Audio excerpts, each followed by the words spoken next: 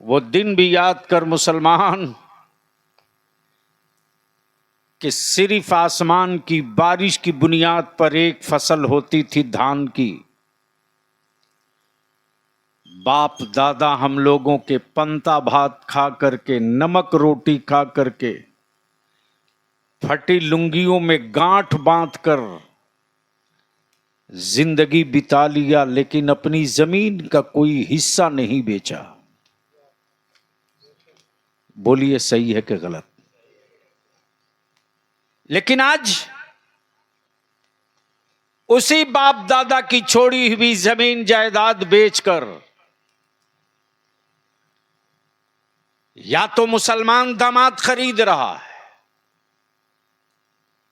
या तो मुसलमान जमीन कीमती बेचकर अपने बेटे के लिए ऐश का सामान इकट्ठा कर रहा। और मेरी कौम के जितने जवान हो, आवाज जा रही है, दरवाजे पर बैठकर सुन रहे हो, अगर खुद को जीने के लिए जिंदा हो तो तेरे मरने का सदमा किसी को नहीं होगा। और अगर इस मिशन के साथ जिंदा हो कि तेरे मरने के बाद तेरी नस्लें नहीं मारी जाएं, तो तेरे मरने का मातम यहां भी मनाया जाएगा, फरिश्तों की अंजुमन में भी मनाया जाएगा। लेकिन हो कहां आप? अरे जो पत्थर छेनियों की चोट से डर जाए, मौलाना हबीब साहब, जो पत्थर छेनियों की चोट से डर जाए वो कभी मस्जिद का मेहराब नहीं बन सकता। और जो पेड़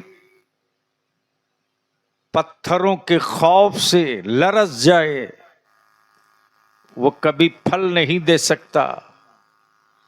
और जो औरत विलादत के दर्द से डर जाए वो कभी मां नहीं बन सकती।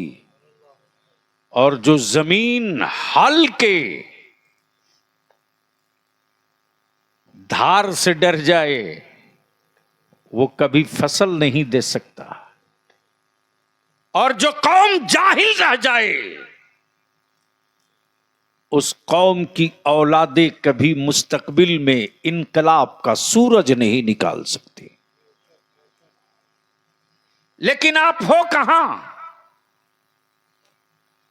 अब तो मुस्लिम मोहल्ले के कुत्ते भी परेशान हैं आज के दौर में, इसलिए कि कुत्तों के भी सोने का एक टाइम है। अब तो कुत्ते भी परेशान हैं मुस्लिम मोहल्ले में। क्यों परेशान है? वो इसलिए परेशान है कि रात को 2:30-3 बजे तक तो मुसलमान का बच्चा खुद ही जग रहा है, तो वो भी सोचता है मेरे टाइम तक ये खुद ही जग रहा है तो मैं कई बजे सोऊंगा। मेरी थोड़ी कड़वी गुफ्तगू होगी। और आज जो मैं लौट कर आया हूं ना बोकारो से, उस कलाम के गांव से, 64 मॉब लिंचिंग हो चुकी मुसलमान की झारखंड में। 64 चिल्लाते रह गया बलियाबी अदारे शरिया की तहरीक में। लेकिन जैसे लगता है ये कौम पत्थर बन चुकी है। याद रखना, जब मुअर्रिख हमारी तारीख लिखेगा ना तो बड़े अच्छे अल्फाज में अब तारीख नहीं लिखी जाएगी। बहुत लोगों ने दबाव डाला कि बलियाबी साहब आप उस मरहूम की मां से मिल लीजिए। मैंने कहा मैं हिम्मत नहीं जुटा पा रहा हूं।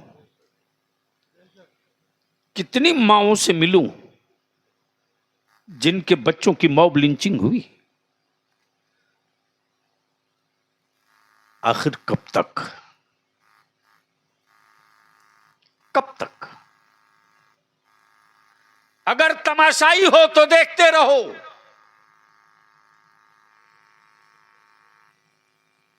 और अगर जिंदगी बची है तो अब सुनने का वक्त नहीं, कुछ करने का वक्त है। और भारत के संविधान ने हर मजलूम कौम को अपनी बात रखने का पावर भी दिया है, इख्तियार भी दिया है।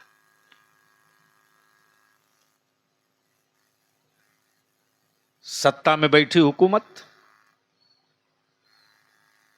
आलिमों का मॉब लिंचिंग हो तो कह देते हैं कि ये तो रोड एक्सीडेंट है, नंगा करके घेर के मार दिया जाता है, कह देते हैं कि साहब ये तो चोरी करने गया था। कौन सी हाई टेक मशीन लाए हो भाई कि दिल के इरादे को तुम्हारे ऑफिसर पढ़ लेते, पुलिस प्रशासन पढ़ लेती?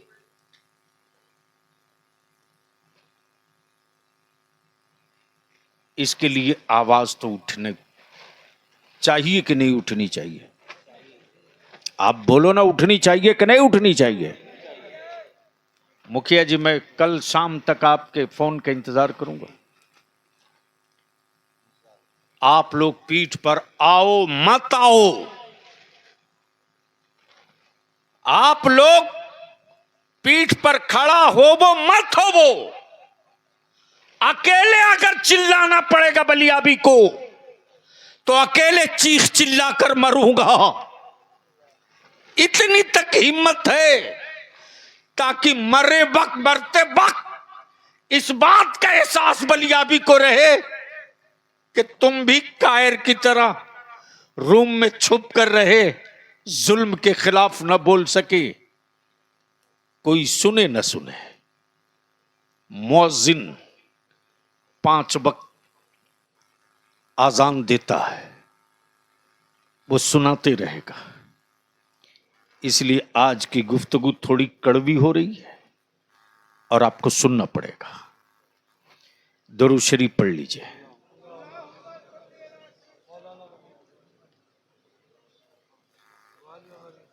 अल्लाह रब्बु मुहम्मदिन सल्लल्लाहु अलैहि वसल्लम नहनु इबादु मुहम्मदिन सल्लल्लाहु अलैहि वसल्लम।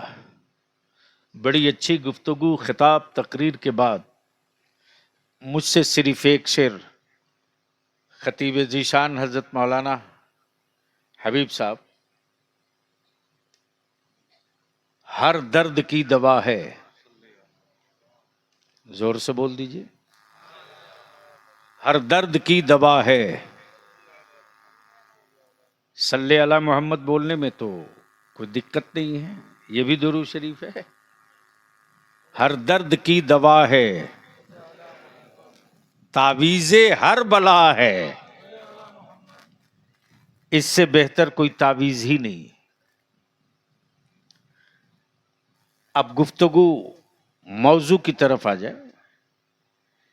इस वक्त पूरी दुनिया में रिसर्च हो रहा है, उलमाए किराम की तवज्जो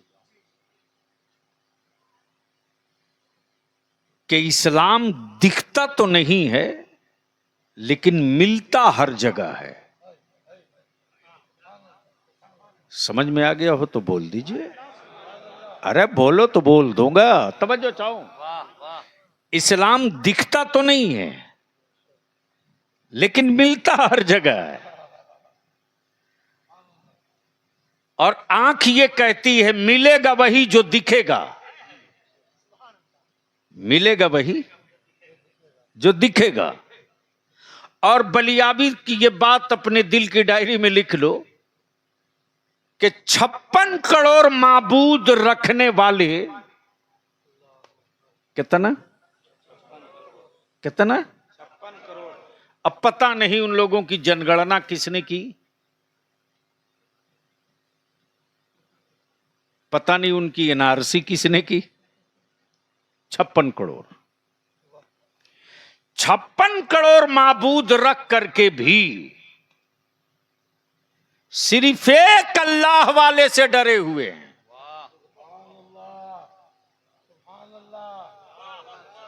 समझ में आ गया हो तो बोल लीजिएगा, तो बोलिए। तवज्जो चाहो मौलाना। मेरा माबूद सिर्फ एक, मेरा खालिक सिर्फ एक, उधर 56 करोड़। और कमाल ये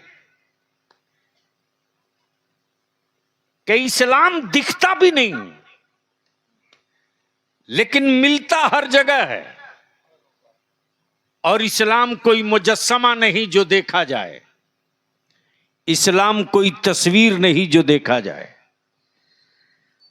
अब दुनिया के सारे हुक्मरां सर जोड़कर बैठ गए, रोको इस्लाम को, थामो इस्लाम को, पीछा करो इस्लाम को, वरना चला है मक्के से, बदल देगा पूरी दुनिया को।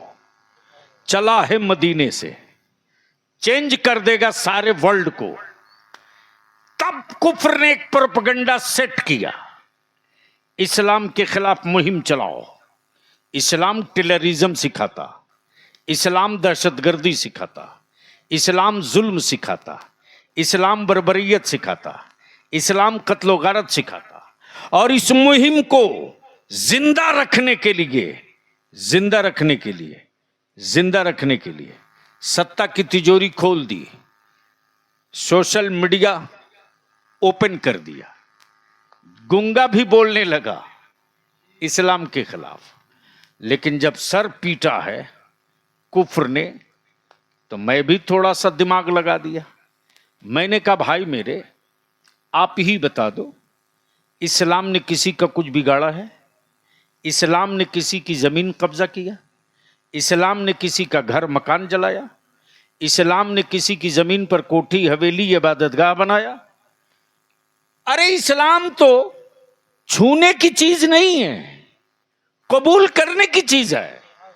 तवज्जो चाहूंगा अहले इल्म की। इस्लाम पकड़ने की चीज नहीं है, इस्लाम कबूल करने की चीज है।